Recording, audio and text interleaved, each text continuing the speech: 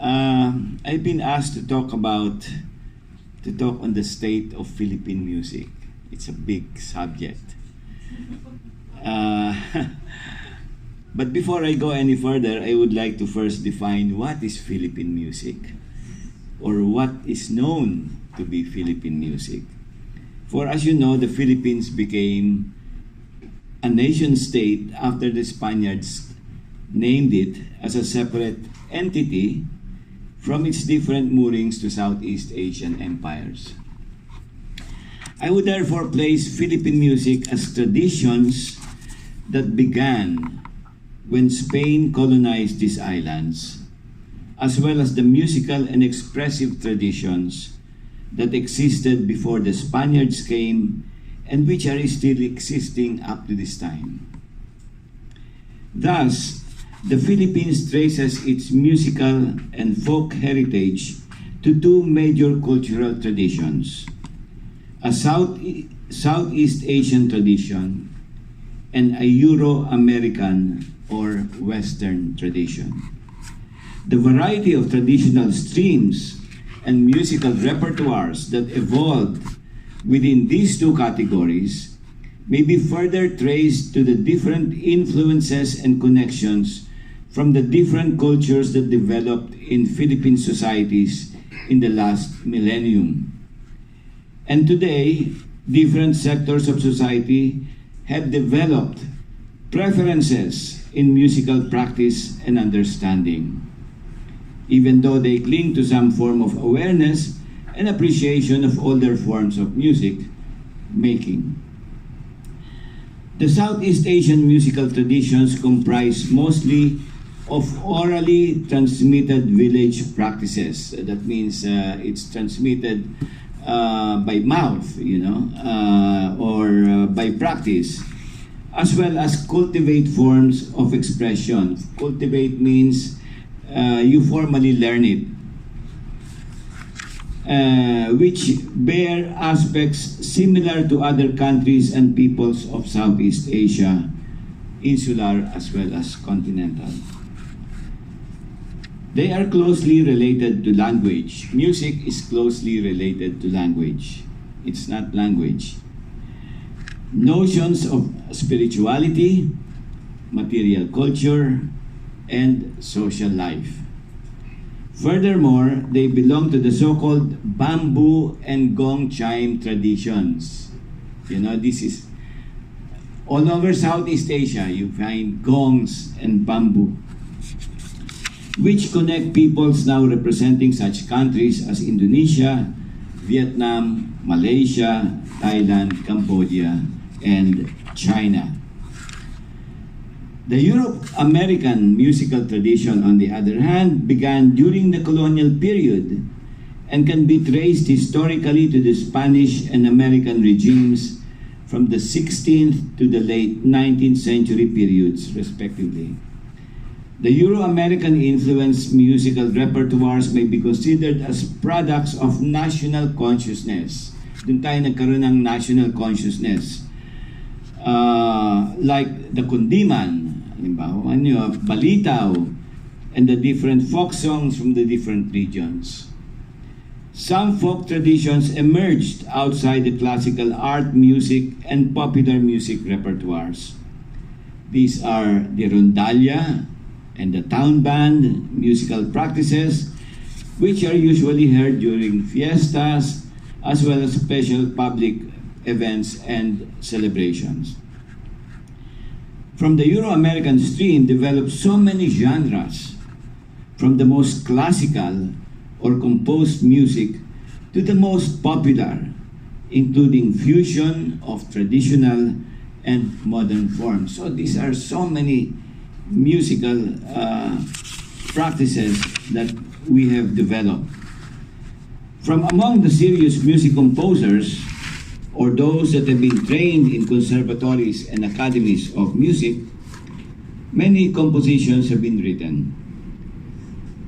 The time of Nicanor Abelardo, Francisco Santiago, Antonio Molina may be considered the beginning of Filipino classical music era, where works in the larger forms like symphonies, concertos, and suites were composed.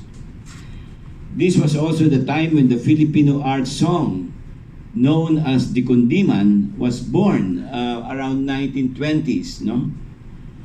Out of extemporized love song of the Tagalogs, which bore the same name, Kundiman. Okay. Bituing Marikit is not really a Kundiman, but it's part of the Kundiman repertoire. Okay?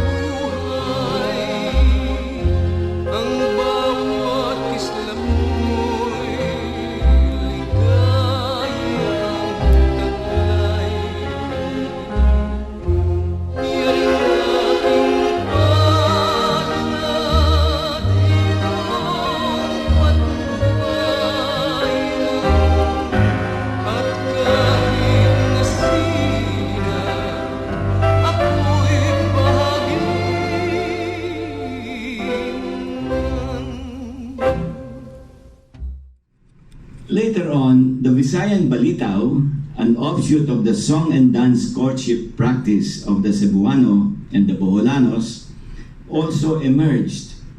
In the same period of time, the folk songs and folk dances began to be discovered from the different regions, thanks partly to the researches done by the team of Francisca Reyes Aquino and Antonino Benaventura in the 1930s. You know, these two people, they were commissioned by the University of the Philippines by President George Pucobo to go all over the Philippines and listen and collect music and dances. And then they turned this into our folk songs now. Okay? Then the comedias, which were theater forms, which became vernacularized in the different regions in the Philippines. These were plays called moro-moro with incidental music. This became widely popular, which later assumed Philippine stories and legends, but still revolved around the conflict between Christians and Moors, like Florante and Laura, that became a moro-moro. When the zarzuela was introduced in 1879 by Dario Cespedes, it was immediately accepted among the elite and the middle-class populace, replacing the comedia in popularity. Several zarzuela companies arrived and then they performed in other cities like Iloilo, Cebu, and the Bicol region. The Filipino zarzuela was born in 1890. First, it was Spanish, which marked the rise of the Filipino playwrights, complemented by the burgeoning Filipino composers. The Filipino zarzuela spread to other cities, being written in the different Filipino languages. It proliferated together with the opera, which was brought here by Italian and Spanish companies. And it also prodded Filipinos to write its own operas like Sandugong Panaginip of Ladislao Bonus and Magdapio by Carluen. The zarzuela's demise in the 1940s was due to the emergence of another medium, the cinema. At this time, popular music was being introduced by the Spaniards and then the Americans, mostly through the social dances that were brought to our shores. First were the jotas and the danzas, which were later adopted as songs for the zarzuelas instead of Spanish songs. Kasi yung mga aria sa zarzuela, these were mostly coming from dances. habaneras, for example, from the Spanish Zarzuela. Pero yung atin, ang mga dansa at mga hota na kinuha natin also from Spain. Later on, the boogie-woogie. Alam ba niyo yun? Itong mga bata hindi na alam yun eh. Boogie-woogie and other dance forms which were also used as popular songs emerged that were disseminated through radio as well as jukeboxes. Do you know jukeboxes?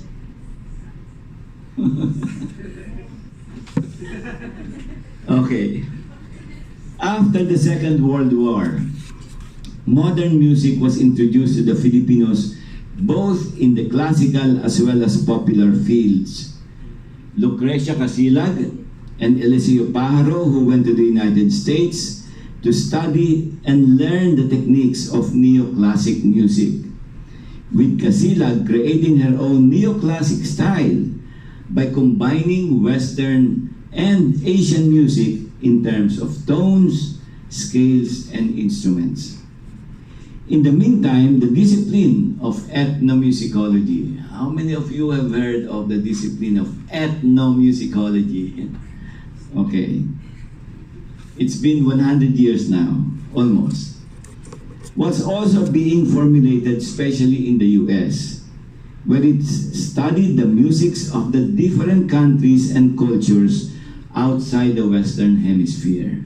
Kasi nung araw, pag sinabi mong music, usually Western music yan eh. Ngayon, yung ethnomusicology, pumasok na lahat ng music ng iba't ibang mga tao ay pinag-aralan na. A Filipino by the name of Jose Maceda, also our national artist, was the first to graduate with a PhD in ethnomusicology at UCLA. Although he was a brilliant pianist, he later shifted his attention to the investigation of traditional indigenous music from the Philippines as well as Southeast Asia. Thus, knowledge of our very own native musical traditions spread through teaching and dissemination. While our ethnic traditions had been discovered by the team of Francisca Reyes Aquino in the 1930s, you know, 1930, and dumating si Jose Maceda ng 1960s na. So there was a big gap. They transformed them into westernized forms. Itong sina Francisca Reyes Aquino, ginawang westernized. Halimbawa mo, subli. Yung pala, prayer yun, ano? Pero ginawa nilang parang folk dance. Okay? They transformed them into westernized forms. And so, the original essence was lost to a certain degree. This time, these practices began to be exposed in their own original forms. That is, as part of the Southeast Asian heritage of the Filipinos. Today, these traditional practices are quite known to all sectors of society, and their causes have been advanced by government as well as private sectors. The National Commission for Culture and the Arts is one government agency that has been promoting indigenous arts through the establishment of schools for living traditions and awarding the Gamaba. You know the Gamaba Award? That's the counterpart of the national artist among the indigenous communities. That's Gawad Mandilikana Bayan. These are awarded to outstanding culture bearers who are encouraged to transfer their knowledge to younger generations. Minsan, ano yan, weaving, ano, or and epic singing. At the same time, the tourism sector is also trying to contribute to the promotion of indigenous arts by sponsoring festivals such as the Kaamulan, the Sinulog. I'm sure some of you know about this, the Kadayawan, the Panagbenga. Who of you know the Panagbenga? That's from Baguio, di ba? And the Ati-Atihan. some of which have been redesigned by contemporary dancers and choreographers. The NAMSIA, the National Music Competitions for Young Artists, which is an NGO, is also promoting these forms of expression by including the indigenous forms in their annual competitions. In spite of these efforts, the different traditional forms of expression have difficulty in surviving because of its orality. Kasi by mouth, you know, by just listening. And because of the advent of modernity, which affects the lifestyles of societies in all over the country. Practices like epic singing, you know, we are very rich in epics, as well as other vocal repertoires like the Badiw of the Baloy, the Bayok of the Maranao, the Sail of the Yakan, the Buwa of the Subanan, Uyug-Uyug of the Mansaka, Yadadang of the Bilaan, Manambay of the... I'm sure you don't know any of these. Manambay of the Subanan, Ayoweng of the Buntok, Tennis of the Samal, the Kambong of the Manobo, and many others are in danger of disappearance because of the modern way of life that is gradually encroaching the lives of people, especially through radio and television. For example, this is the Yakan Sail. This is a debate, but done by singing.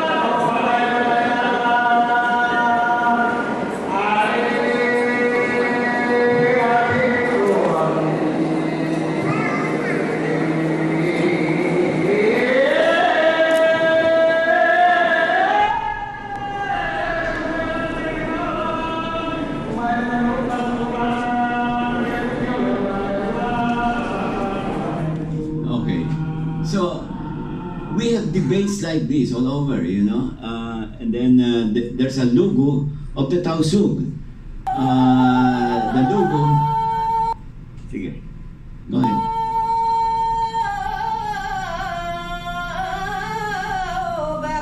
That's me.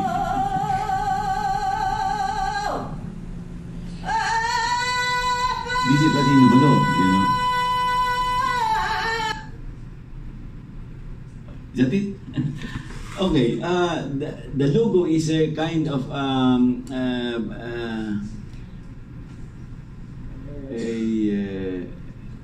it's not really a song, but it's for the Prophet Muhammad. You know, it's kind of a praise song to the Prophet Muhammad. In the field of serious music, the first half of the 20th century was dominated by the music of Nicanor Abelardo, Francisco Santiago, Juan Hernandez, Jose Estela, who wrote their music in the Romantic idiom. Except for Abelardo, who was able to compose music in the Expressionist idiom of Arnold Schoenberg and the neoclassic language of Paul Hindemith. These are modern composers. Most of the composers created a repertoire of music based on traditional harmonic style. The next generation of composers, consisting of Antonino Benaventura, Rodolfo Cornejo, and Hilarion Rubio, transmitted to their younger pupils the Romantic as well as the Impressionistic method of writing. These composers were comprised of Felipe Padilla de Leon, also our national artist, Lucio San Pedro, also our national artist, and they were later followed by the younger generation of Jerry Dadap and Alfredo Benaventura. After the 1950s, Jose Maceda began to compose a totally different music based on the musique concrète of the French avant-garde school. of Edgar Varese, Olivier Messiaen. I'm sure you don't know these people. But anyway, they were the avant-garde school of European music at the time. And Jose Maceda, because he studied in France for a long, long time, he began to learn this French musique concrète. Musique concrète is electronic music that uses human sounds, you know, like the voice, and then it is transformed into, you know, through electronic devices. This is the musique concrète, and it began in the 1950s. However, his concept was no longer based on Western idiom, but on his philosophical findings on Philippine indigenous as well as Asian traditional musics. For example, he used the elements of drone and melody. Yung drone, alam ba niyo yung drone? Drone is like an ostinato, you know, like that. And then drone and melody. There's a melody on top of that.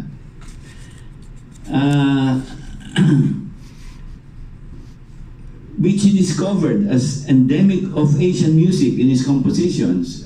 You know, Asian music, all drone and melody. He also brought into his works the element of community in the life of Asian peoples. His first composition used exclusively Philippine and Asian traditional instruments, as well as voices that imitated the vocal productions in Philippine indigenous communities. This was used in his Ugma-Ugma, while his piece Agungan was scored for 5 gong families in Southeast Asia. His Pagsamba was a massive ritual-like piece that was based on the Catholic Mass, but scored for 143 performers playing whistle flutes, bamboo instruments, different sizes of gongs, and different groups of singers and chanters. His composition was Udut Udlot, was intended to be played by hundreds of performers. You know, the first performance of this piece was done by 800 students at the parking lot of the CCP. Okay? While his Ugnayan was broadcast by 20 radio stations, so that all the people were involved in the creation of the music itself. Okay, so it's a different kind of music making. It's a different kind of concept because of the community spirit in Southeast Asia. Okay. Okay, this is Strata.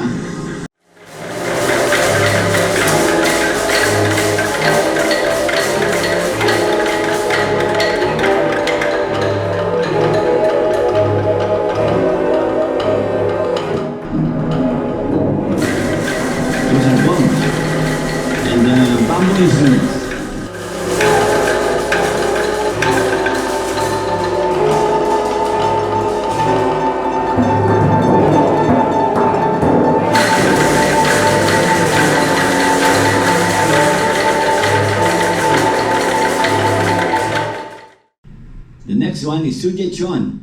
Sujechon is a Korean music, but Maceda, because of his philosophy of time, in that we feel time differently from the West. Okay? For example, sasabihin mo, kailan ka pinanganak? Pinanganak ako nung pumutok yung bulkan. Okay? Eh ikaw, ako pinanganak bago pumutok yung... So in other words, it's a different kind of time perception. So, ngayon, itong Sujechon is scored for 5 pianos, pero it has a certain time element in it. Okay, anyway.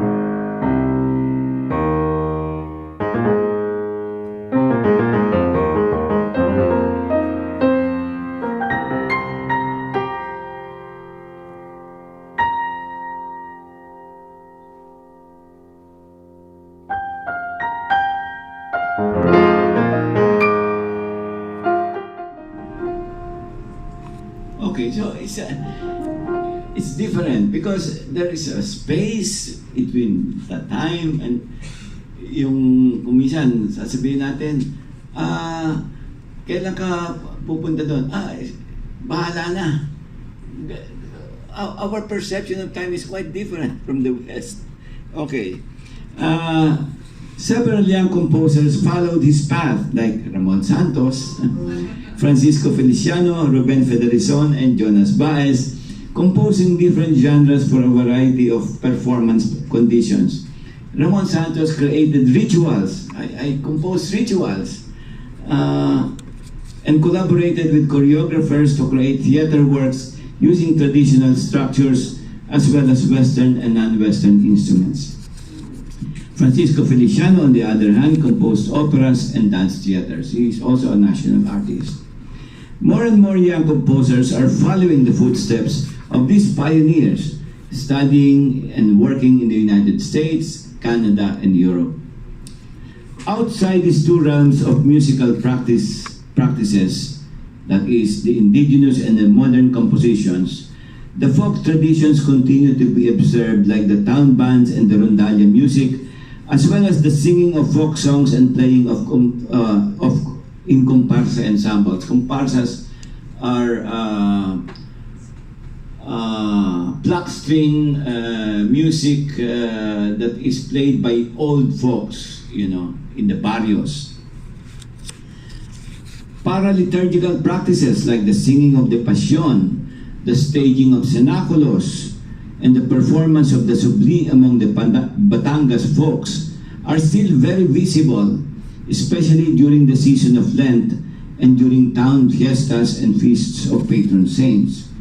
Even today, competitions are held among the Batangas community in subli performance, even though it is supposed to be a religious event. The band continues to exist in the different municipalities, sometimes privately owned or sustained by local government subsidies. They play for town celebrations like fiestas as well as important public gatherings where some form of entertainment is called for. The same is true with the rondalla, although recent developments have paid more attention to this particular ensemble, like the inclusion as a contest category in the annual NAMSA, encouraging elementary and high schools to compete in this prestigious event. In the same vein, the holding of the International Rondalla Festival, which I began, by the way, since 2004 by the National Commission for Culture and the Arts has given new life to this form of music making. Today, the Filipino rondalla has developed into an artistic ensemble that can play serious classical music as well as the newly composed works by Filipino composers. Okay. By the way, this is the Celso Espejo family rondalla.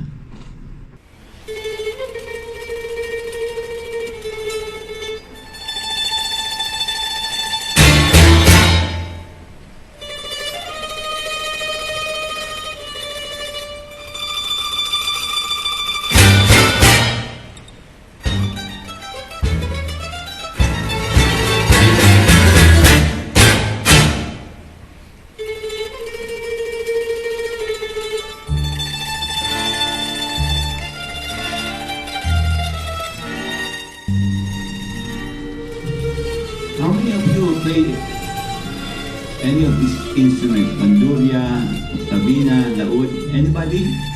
No?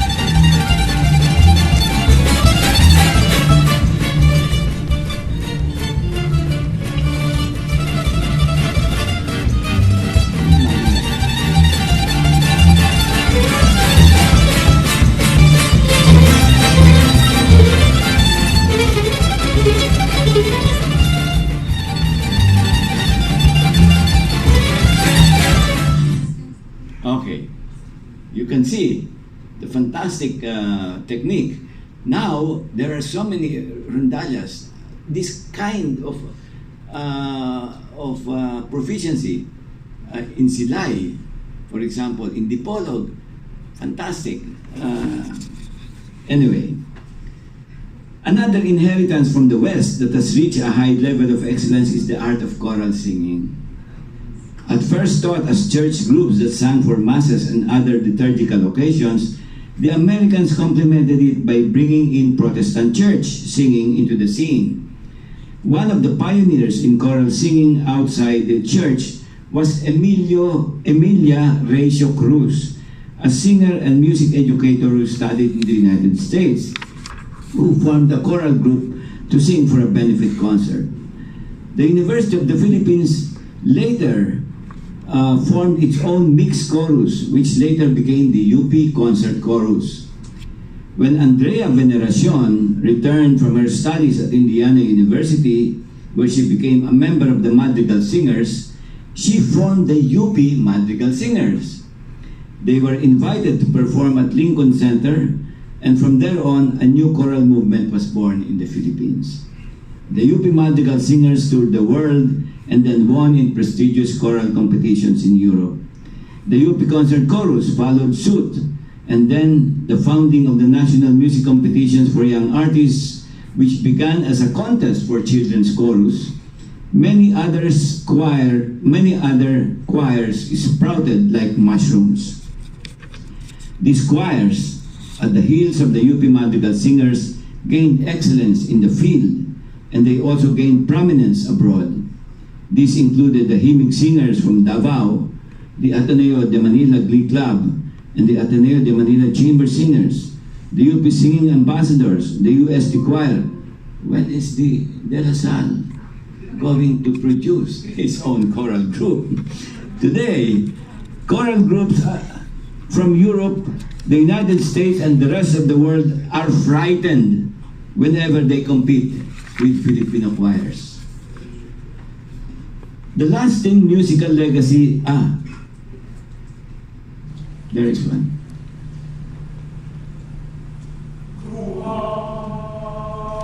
That's the UP Madrigal Singers.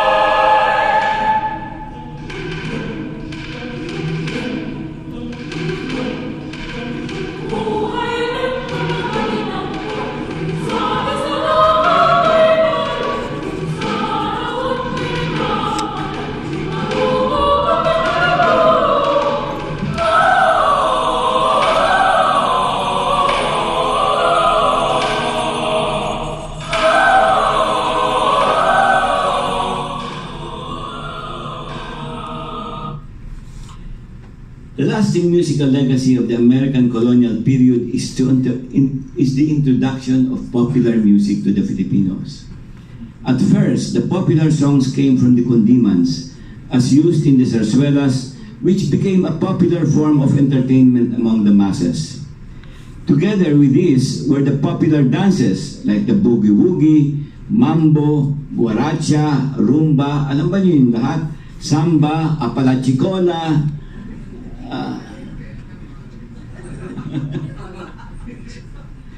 which became the craze in dance halls. Later, after the demise of the zarzuelas, The songs became the staple of local movies, where popular ditties like Dahil Sa'yo, Bulalakaw, Magbabakya could be heard in local radios. Even before the war, many Filipinos became adept in performing popular American music, which brought them to the different parts of Asia, including Vladivostok in Russia. They played in ocean liners as well as all the entertainment centers and nightclubs in this part of the globe. After the war, many Filipinos imitated popular personalities in the American entertainment business. Thus, Jumidis Maturan was the Pericomo of the Philippines. Eddie Mesa was the Elvis Presley of the Philippines. Hindi na niya naaabutan to, no? Bert Rivera was the Johnny Mathis of the Philippines, and so on. There were also local imitations of Bob Dylan, Joan Baez, and Peter, Paul, and Mary. When the Popular Music Foundation of the Philippines was established, Filipinos began writing songs in the vernacular. Together with the Metro Manila Popular Music Festival, it encouraged composers to compose songs not only in the vernacular, but with very Filipino sentiments and subjects. Ryan Cayabyab's Kay Ganda ng Ating Musika and Freddie Aguilar's Anak led the way to more and more Filipino songs by Willie Cruz, Jose Marichan, George Canseco, Louis Ocampo, and Charo Unite. In the meantime, many Filipino singers won prizes in international popular music competitions like Basil Valdez, Haji Alejandro, Celeste Legazpi, Culi Desma. I'm sure, kilala niyo na ito, hindi ba? Hindi na rin? My goodness. And Ray Valera. The film industry also produced many Filipino songs from Hernani Cuenco, also a national artist, and Leopoldo Sidos. With the coming of rock and roll and the hard rock genres, the Filipinos came up with the Pinoy rock led by Pepe Smith. He just died a few months ago.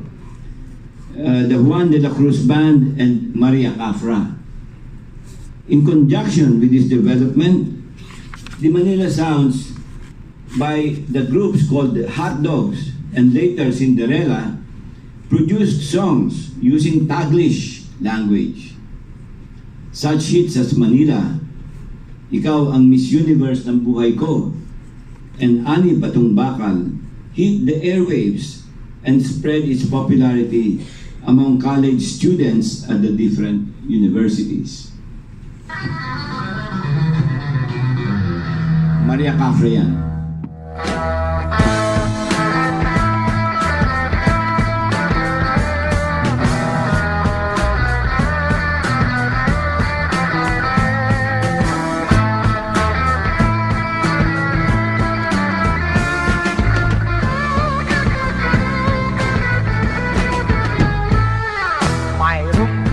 Bayan, sa inyo'y aking ikukwento. Sari-saring tao ang makikita nyo. Mayroong taga Luzon, Visaya at Mindanao. Lalong kung may barko, puro kano at negro. Ang hanap buhay do'y hindi naman kahirapan. Di ka magugutom kung mayroong kang nalalaman. At kung sa bobis man, do'y wala ka rin problema. Ingat lang sa pagpili, baka matapat ka sa bumi. Another genre that became popular, especially among the so-called Bakya crowd, is what is known as the novelty songs of Yoyoy Villame. Actually, these are modern composers. Do you know the composer? Composers are composed by the folks in the Visayas, you know, and up to now they are doing that. Except that these modern versions speaks of very popular subjects like Magellan, the Bible, mag-exercise tayo, and traffic. Okay. Pinoy folk is an offshoot of the Joan Baez and Judy Collins ballads. Hindi rin nyo alam to. But with some serious subjects like Philippinism and love of country. Florante became popular with the song Ako'y Pinoy and Handog, and Heber Bartolome contributed Tayo'y Mga Pinoy. The Inang Laya, composed of Karina David and Becky Demetilio Abraham, sang protest songs and popular issues like Babae and Base Militar. Then we have the fusion music created by Joey Ayala, Asin, Grace Nono, Chinchin Gutierrez, and the Contragapi, which uses ethnic instruments in their renditions as well as the styles that have been inspired by indigenous music. So, bumabalik. Okay.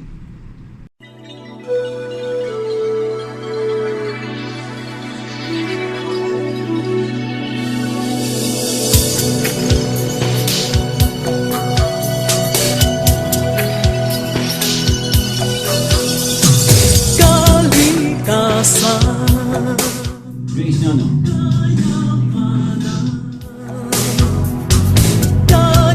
Kagandahan, kabuhayan, ay, salidumay, salidumay, liwan.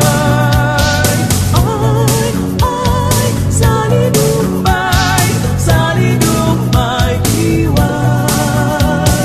Yaman lupa, yaman tubig, yaman puno, yaman hangin, yaman tao, yaman diwa, yaman patay, yaman kaluluwa. Ay, salidumay, salidumay, diwa. Okay, so bumabalik sa ating mga pinanggalingan. The popularization of rap music, again, another genre, was also taken up by Filipinos. Talagang parati tayong gumagaya eh. Starting with Francis Magalona and others like the Glock 9 and Ruby Ibarra starting the 1980s and 90s as hip-hop entered the Filipino market. What was distinctive about Francis Magalona's rap was his emphasis on being Filipino, as well as other cultural and social issues like Tayo'y Mga Pinoy from Heber Bartolome's title song and Halalan. The adoption of rap music into Filipino also proved the adaptability of our language to the new genre. In spite of the longer syllabications, mahahaba ang ating mga words and the penultimate accents. Another late development in the popular music scene is the so-called indie music. Alam ba niyo yun? You should know that because this is now your period, which is the medium for independent music ensembles to enter into the market. They use modern media facilities as the internet through the YouTube or SoundCloud as well as Facebook and Twitter.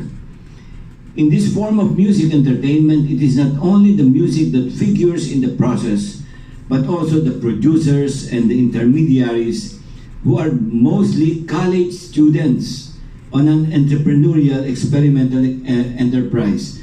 I got this information from De La Salle, from Benil.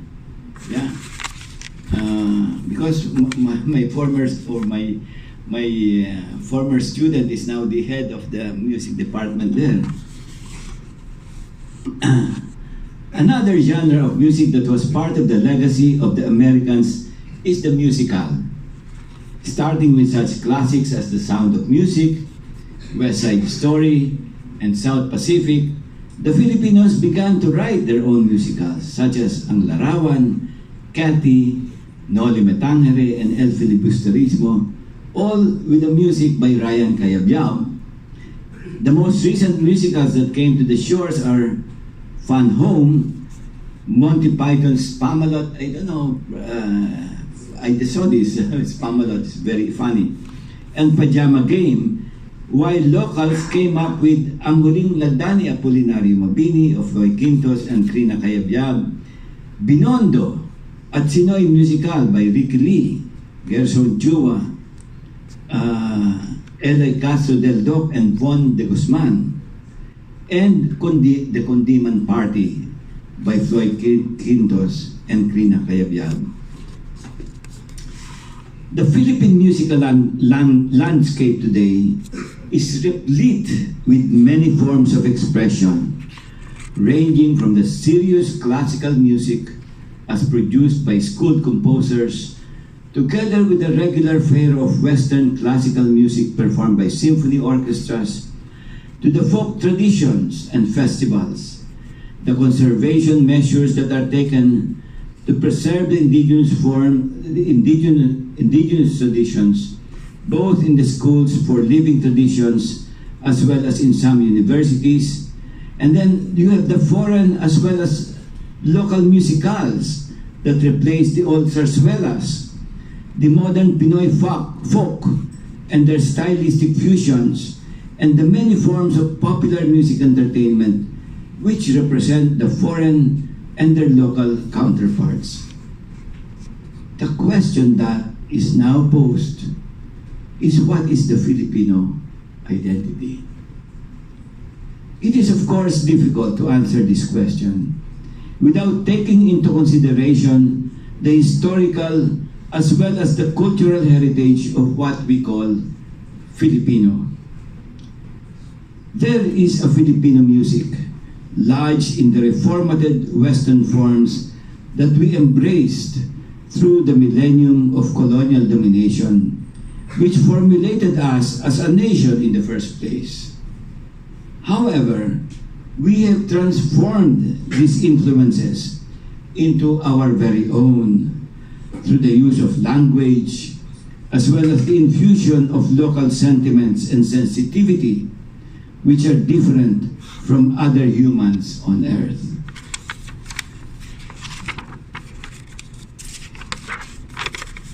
All the forms of sound expression that I have mentioned are all Filipino music, which relates itself to a global community through history and affinity.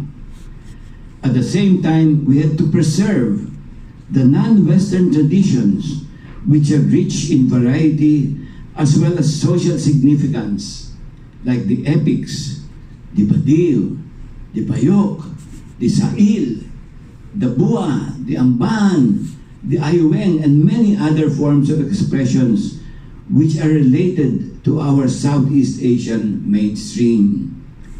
We must be proud of what we are, for there is no other people on earth that can surpass what we have achieved as a people and as a nation.